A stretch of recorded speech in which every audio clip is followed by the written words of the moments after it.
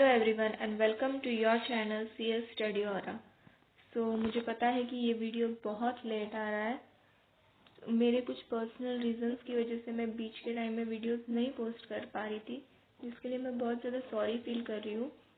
पर अभी मैं प्रॉमिस करती हूँ कि मैं इस चैनल पे कंसिस्टेंट रहने का ट्राई करूँगी और वीडियोस इतनी गैप में तो कभी नहीं आएंगे इसके बाद। जैसे कि आप लोगों को पता ही होगा कि मैंने पीछे के वीडियोस अगर आपने देखे होंगे तो उनमें बताया था कि मैं कुछ एक्स्ट्रा एग्जांपल्स अलग वीडियो में लूँगी एल्गोरिदम और फ्लो चार्ट के, क्योंकि वो समझना, एल्गोरिदम और फ्लो चार्ट समझना बहुत इम्पोर्टेंट है आपके लिए, कि उनसे ही आप भी आपका जो अगला लेसन है C++ वगैरह या दूसरे भी आप कुछ भी लैंग्वेज वगैरह सीखने जाओगे तो ये बेसिक एल्गोरिदम फ्लो चार्ट आपको आनी ही चाहिए, तभी आपके जो भी प्रोग्राम्स होंगे C++ में या किसी भी दूसरे लैंग्वेज में वो आप इजीली कर पाओगे। मैंने इस वीडियो में कुछ एग्जांपल्स लिए, ये बेसिक एग्जांपल्स है जो आपके एग्जाम में या प्रैक्टिकल एग्जाम में आ सकते हैं, और अगर नहीं भी आए तो जब आप C++ जो आपका नेक्स्ट चैप्टर है उसमें इनसे रिलेटेड आपके पास प्रोग्राम्स होने ही वाले हैं, तो वो प्रोग्राम्स करते समय आपको इन फ्लो चार्ट्स और एल्गोरिदम की हेल्प होने ही वाली है। मतलब अगर आप देखो तो कहीं ना कहीं तो इनकी ज़रूरत आपको पड़ने ही वाली है, इसलिए आपको ये सीखना ज़रूरी है। और एल्गोरिदम और फ्लो चार्ट ये बेसिक टॉपिक है और इजी टॉपिक्स है, और ये कैसा आपका बेस है। आपको अगर कुछ भी प्रोग्रामिंग लैंग्वेज, कोई भी प्रोग्रामिंग लैंग्वेज सीखनी तो आपको एल्गोरिदम और फ्लो चार्ट आना ज़रूरी है, क्योंकि अगर आप सीधे आपका कोडिंग करने जाओगे तो आपके एरर्स आने के चांसेस बहुत ज़्यादा होते हैं। और अगर आपने सीधा क्या बोलते हैं प्रोग्रामिंग की है, आपके पास बेसिक स्ट्रक्चर कुछ नहीं है, तो होता क्या आपको समझ ही नहीं आता कि आपका एरर कौन से स्टेप में या क्या गलती आपसे हुई। वही आपके पास अगर एल्गोरिदम और फ्लो चार्ट है तो आप उनकी मदद से जल्दी रेक्टिफाई कर सकते हो कि आपकी गलती कहाँ हुई है और वो आप सुधार सकते हो। और अगर दूसरी बात मैं करूँ तो जो अभी अगर आप देखो तो जो बड़े बड़े इसमें लोग कोडिंग वगैरह करते तो वो लोग तो नहीं यूज़ करते एल्गोरिदम और फ्लो चार्ट, क्योंकि उनको उतनी प्रैक्टिस हो जाती है। पर जब आपके लेवल पे बात करूँ मैं, तो आपको एल्गोरिदम और फ्लो चार्ट निकालना कंपलसरी है। अगर आपका नॉर्मल एग्जाम में बात करूँ या आपके प्रैक्टिकल्स में बात करूँ या कहीं पे भी हो, आपको एल्गोरिदम और फ्लो चार्ट, और अगर आप आगे जाके इंजीनियरिंग कर रहे हो या कुछ भी कर रहे हो वहाँ पे भी आपको एल्गोरिदम और फ्लो चार्ट मस्ट है, इसलिए आपको ये टॉपिक आना ज़रूरी है। और इसमें हार्ड कुछ है ही नहीं, क्योंकि एल्गोरिदम सिर्फ आपको बेसिक जो आपका क्वेश्चन दिया है उसका बेसिक स्ट्रक्चर आपको समझ में आना चाहिए, और उसके हिसाब से एल्गोरिदम तो आपको आपके खुद के वर्ड्स में बनाना है, और जो एल्गोरिदम आपने बनाया है उसका ही पिक्टोरियल फॉर्म होता है फ्लो चार्ट। तो इनको समझने में ज़्यादा आपको डिफिकल्टी होनी तो नहीं चाहिए। स्टार्ट करते हैं अब हम। मैंने फर्स्ट एग्जांपल क्या लिया है, write an algorithm and flow chart for area of circle. Area of circle, अभी नॉर्मली आपको फॉर्मूला तो पता ही होगा। एरिया ऑफ सर्कल का फॉर्मूला क्या है, पाई आर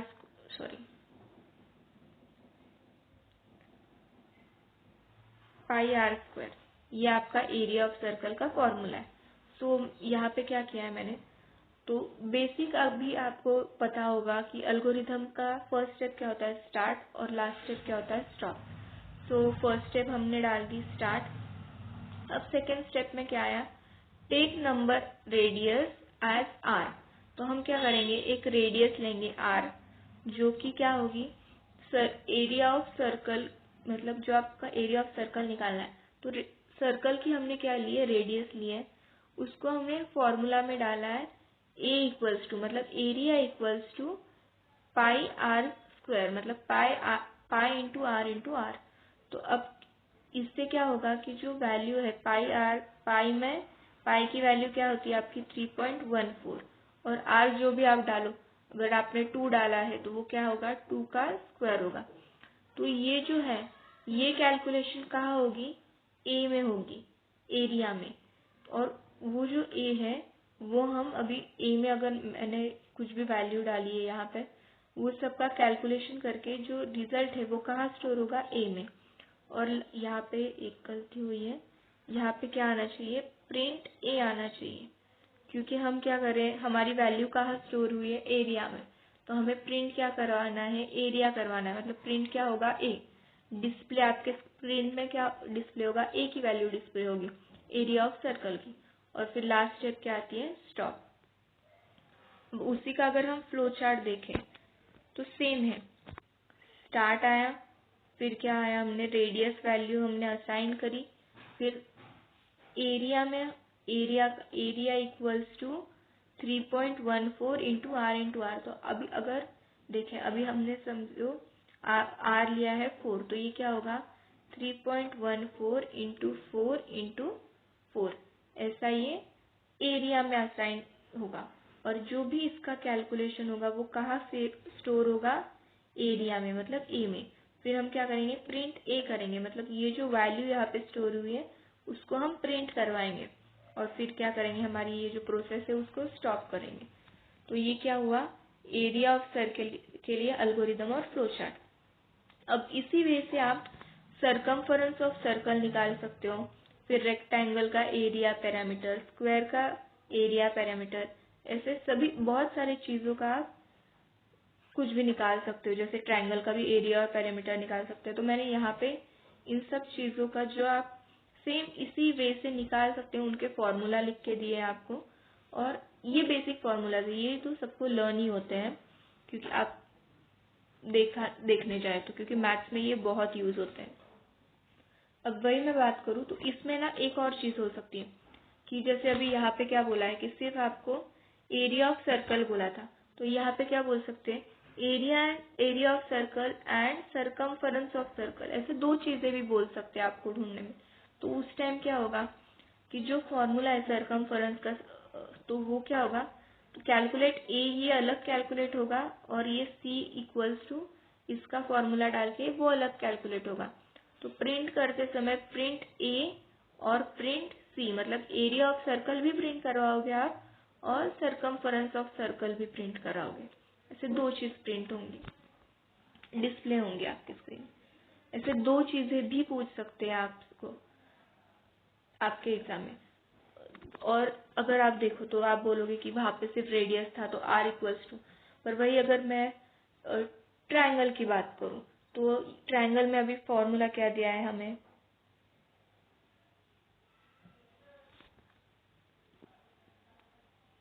सो आगे देखते हैं। सो हमारा नेक्स्ट क्वेश्चन क्या है, write an algorithm and draw flow chart for finding average of marks. So ये एल्गोरिदम क्या है, एवरेज ऑफ मार्क्स निकालने के लिए। ये मे बी आपके प्रैक्टिकल्स में पूछा जा सकता है। तो स्टार्ट करते हैं। सो एल्गोरिदम इसका क्या होगा, पहले तो हमारा स्टार्ट का स्टेप, फिर क्या करेंगे हम, input marks of 3 subject as subject 1, या मतलब सब 1, सब 2 और सब 3। तो यहाँ पे मैंने 3 सब्जेक्ट लिए, क्योंकि यहाँ पे कहीं पे भी क्वेश्चन में मेंशन नहीं किया है कि हमें कितने सब्जेक्ट के मार्क्स का एवरेज निकालना है, इसलिए आप 4 ले सकते हो, 5 ले सकते हो, आपकी मर्जी है।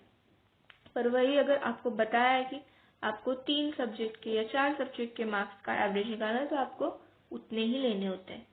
और एक दूसरी बात, यहाँ पे दो वैसे भी हो सकता है कि यहाँ पे आपको क्वेश्चन में ही बोल सकते हैं कि मैथ्स में इतने मार्क्स है, इंग्लिश में इतने मार्क्स है, एसएसटी में इतने मार्क्स है, तो इन सब का एवरेज निकाल के बताओ। तो अगर वैसा दिया है तो यहाँ पे आप क्या करोगे, वो जो मार्क्स होंगी, जैसे अगर इंग्लिश में 54 है, मैथ्स में 62 है, तो वो मार्क्स आप यहीं पे असाइन करोगे।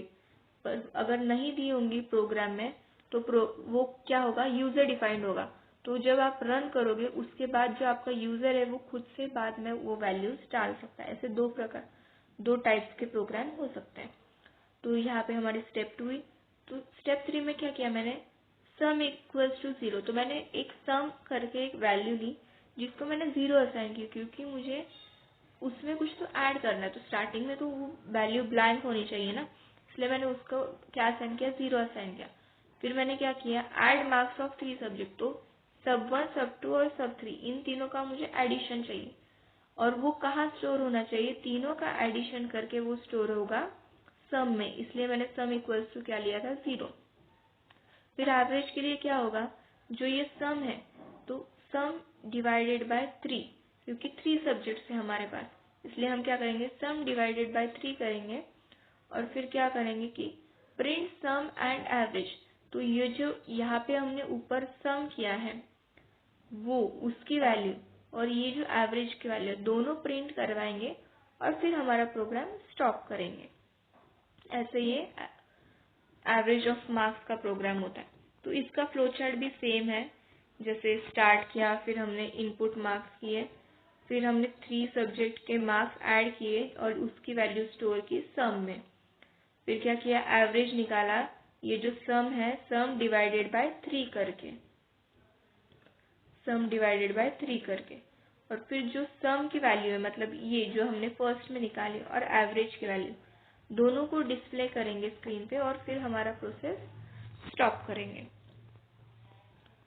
अब थर्ड प्रोग्राम देखते हैं, right an algorithm and flow chart for even and odd number. अब मैं ये बता देती हूँ कि इवन और ऑड नंबर वाला या प्राइम नंबर निकालने वाला या इवन नंबर की सीरीज निकालने वाले ऐसे प्रोग्राम एग्जाम में आने के चांसेस होते हैं, या आपके प्रैक्टिकल में भी इनमें से कोई भी एक प्रोग्राम आने के चांसेस हो सकते हैं। तो अब हम पहले इवन और ऑड नंबर के लिए प्रोग्राम देखते हैं। तो इसमें फर्स्ट स्टेप क्या है, आपकी स्टार्ट आई, फिर input a number as n। तो ये जो नंबर हमने n इनपुट दिया है ये कुछ भी हो सकता है, 23 हो सकता है, 54 हो सकता है, कुछ भी हो सकता है। फिर हमने स्टेप 3 क्या लिए, if n modulus 2 equals to 0 then the given number is even number. If n modulus 2 does not equals to 0, the given number is odd number। तो यहाँ पे मैंने क्या किया है कि मेरे पास दो कंडीशन है, अगर n मॉड्यूलस 2 इक्वल्स टू 0 हुआ तो नंबर क्या होगा, मेरा इवन नंबर होगा। वही अगर इक्वल्स टू नहीं हुआ, इक्वल्स टू 0 नहीं हुआ तो वो नंबर क्या होगा, ऑड नंबर होगा, और हम स्टॉप करेंगे। अब ये मॉड्यूलस 2 इक्वल्स टू 0 क्या होता है, मॉड्यूलस डिवाइडेड बाय 2, मतलब n modulus divided by 2 equals to 0, मतलब जो भी नंबर है 24, अगर मैंने नंबर लिया है 24 मॉड्यूलस 2 इक्वल्स टू 0, तो मतलब 24 डिवाइडेड बाय 2 अगर मैं करूँ तो मेरा रिमाइंडर अगर 0 आ रहा है तो 24 क्या है, इवन नंबर है। वही अगर 24 डिवाइडेड बाय 2 करके अगर मेरा रिमाइंडर 0 नहीं आ रहा है तो वो क्या होगा, ऑड नंबर होगा। और हमें पता है कि 24 डिवाइडेड बाय 2 अगर मैं करूँ मतलब 24 मॉड्यूलस 2 इक्वल्स टू 0, ये एक ट्रू कंडीशन है, मतलब मेरा आंसर क्या आने वाला है, number is even number, the given number is even number. अब इसका हम फ्लो चार्ट देखते हैं। इसमें मॉड्यूलस में क्या देखा जाता है कि जो भी नंबर आपको दिया गया है अगर उसको डिवाइड करने के बाद रिमाइंडर जो है वो अगर 0 आता है तो नंबर इवन है, और अगर 1 आएगा मतलब अगर 1 आ गया मतलब n modulus 2 does not equals to 0 तो नंबर क्या है, ऑड नंबर है। अब वही अगर हम यहाँ पर देखें तो यहाँ पे कैसा है फ्लो चार्ट। अभी कुछ लोग बोलेंगे कि इसमें आपने डिसीजन बॉक्स क्यों यूज किया है, नॉर्मली तो भी कर सकते हैं। नॉर्मली हम ये प्रोग्राम नहीं लिख सकते क्योंकि मैंने पिछले वीडियोस में बोला है कि अगर किसी भी प्रोग्राम में एक से ज्यादा कंडीशन है तो आपको डिसीजन बॉक्स यूज करना है, क्योंकि जब दो आपको सिंगल आपके पास है तो आप कैलकुलेशन वगैरह करके कर सकते हो, और जब आपको डिसीजन लेना है येस और नो या फिर सिर्फ दो नहीं, मोर देन वन अगर किसी भी चीज में आपको डिसीजन लेना है तो आप डिसीजन बॉक्स यूज कर सकते हो। तो यहाँ पे क्या हुआ, पहले हमने स्टार्ट लिया, फिर हमने n जो नंबर है जो भी आप असाइन करोगे वो रीड किया, फिर n का। अब कुछ लोग बोलेंगे कि आपने तो एक ही बार स्टेप लिखी डिसीजन बॉक्स में भी, सेकेंड वाली कहा है n modulus 2 does not equals to 0। अब यहाँ पे क्या होता है ना, डिसीजन बॉक्स में आपको 2 बार नहीं लिखना होता, कोई भी एक कंडीशन लिखनी होती है और उसमें येस और नो लिखना होता है, जिससे आपको पता चलता है कि अगर ये कंडीशन ट्रू हो रही है तो क्या प्रिंट करवाना है, और अगर नहीं हो रही मतलब डज नॉट इक्वल्स टू तो क्या प्रिंट करवाना है। तो यहाँ पे क्या हुआ है, मैंने क्या लिखवाया, if n modulus 2 equals to 0, अगर ये स्टेटमेंट मेरी ट्रू है, अगर मेरा जो n है उसका रिमाइंडर 0 आ रहा है, तो मैं क्या प्रिंट करवाऊंगी कि even, मतलब जो भी मेरा क्वेश्चन है, क्वेश्चन का सोल्यूशन है, या जो भी मैंने नंबर n लिया है वो नंबर कैसा नंबर है, इवन नंबर है। वही अगर मेरा n मॉड्यूलस 2 इक्वल्स टू 0 गलत हो रहा है, नो आ रहा है, तो मैं क्या प्रिंट करवाऊंगी कि प्रिंट ऑड, मतलब n modulus 2 does not equals to 0, तो मेरा जो भी नंबर मेरा n है वो कैसा नंबर है, ऑड नंबर है। आगे का देखते हैं। ये algorithm for converting Fahrenheit temperature to Celsius temperature. तो इसमें क्या होता है, इसमें ना आपको स्टार्ट करते हैं उसके बाद बता दूँ। सो फर्स्ट स्टेप क्या आई मेरी, स्टार्ट। फिर मैंने क्या किया, इनपुट टेम्परेचर इन फ़ारेनहाइट। तो मुझे क्या करना है, फ़ारेनहाइट से मुझे सेल्सियस में कन्वर्जन करना है, इसलिए जो भी मैं टेम्परेचर डालने वाली हूँ वो मैं किस में डालूंगी, फ़ारेनहाइट में डालूंगी। तो मैंने क्या किया, इनपुट जो भी मेरा टेम्परेचर है जो मेरे को क्वेश्चन में दिया गया है तो वो मैं फ़ारेनहाइट में डालूंगी। फिर कैलकुलेशन क्या करूंगी, मुझे निकालना किस में है, सेल्सियस में निकालना है, तो मैं सेल्सियस का फॉर्मूला यूज करूंगी, C equals to F minus 32 into 5 divided by 9, ये सेल्सियस का फॉर्मूला है। कभी भी आपको अगर फ़ारेनहाइट से टेम्परेचर सेल्सियस में करना है तो आपको ये फॉर्मूला याद होना चाहिए। ये फॉर्मूला आपको लर्न ही करना है, क्योंकि आपके C++ का जो अगला चैप्टर है उसमें भी इससे रिलेटेड एक प्रोग्राम है जो कि एग्जाम में आता है, तो तब भी आपको लगने ही वाला है, और ये भी आपके एग्जाम में आ सकते हैं, फ्लो चार्ट और एल्गोरिदम वगैरह। सो इसमें फिर क्या होगा, जो भी अगर देखते हैं, अगर मैंने फ़ारेनहाइट का टेम्परेचर लिया है 54, तो यहाँ पे कैलकुलेशन कैसे होगा, C equals to 54 minus 32 into 5/9। तो ये कैलकुलेशन जो आपका प्रोग्राम है, प्रोग्राम है, वो अपने अंदर करेगा, और जो भी इसकी वैल्यू होगा वो स्टोर कहाँ करेगा, C में स्टोर करेगा। तो जो C में वैल्यू स्टोर है वो आपको डिस्प्ले करनी है, तो आप क्या करोगे, डिस्प्ले C करोगे, मतलब डिस्प्ले सेल्सियस। तो डिस्प्ले C करने के बाद आप प्रोग्राम स्टॉप करोगे। अब इसका फ्लो चार्ट देखते हैं। सो क्या है, पहली स्टेप आई स्टार्ट, फिर टेक F मतलब फ़ारेनहाइट की वैल्यू इनपुट करो, फिर जो फॉर्मूला है उसमें फ़ारेनहाइट की वैल्यू डालो, C equals to F minus 32 into 5/9। फिर जो आपकी C की वैल्यू है, मतलब ये कैलकुलेशन करने के बाद जो भी वैल्यू आई उसको आप डिस्प्ले करोगे, और फिर आप क्या करोगे, स्टॉप करोगे। अब इसमें यही नहीं होता कि फ़ारेनहाइट का ही फ़ारेनहाइट का ही सेल्सियस में करो, आपको सेल्सियस दे के बोलेंगे, सेल्सियस टेम्परेचर दे के बोलेंगे कि फ़ारेनहाइट में कन्वर्ट करो। तो उसके लिए क्या फॉर्मूला है, Fahrenheit is equals to Celsius into 9/5 plus 32। ये आपका फ़ारेनहाइट को सेल्सियस को फ़ारेनहाइट में कन्वर्ट करने का फॉर्मूला है। तो आप जो मैंने अभी ये ऊपर वाला एल्गोरिदम और फ्लो चार्ट दिया है, उसी से आप इसके लिए भी एल्गोरिदम और फ्लो चार्ट बना सकते हो। अब अगर आप देखो तो इसमें और आपके ऊपर वाले सेल्सियस के जो ये है फॉर्मूला है उसमें ज़्यादा कुछ डिफरेंस नहीं है। जैसे Celsius equals to F minus 32 into 5/9 है, और Fahrenheit equals to C into 9/5 plus 32। तो इसमें क्या होता है भी, जहाँ पे सेल्सियस है वहाँ पे फ़ारेनहाइट आ रहा है, जहाँ पे फ़ारेनहाइट है वहाँ पे सेल्सियस आ रहा है। वही 5/9 का 9/5 हो रहा है, और जहाँ पे माइनस 32 है वो यहाँ पे आके प्लस 32 हो रहा है। मतलब फॉर्मूला लर्न करने में कुछ हार्ड नहीं है। अगर आपका एक हो गया तो उसमें ही थोड़ा बहुत इधर उधर करके आपका सेकंड फॉर्मूला भी बनता है।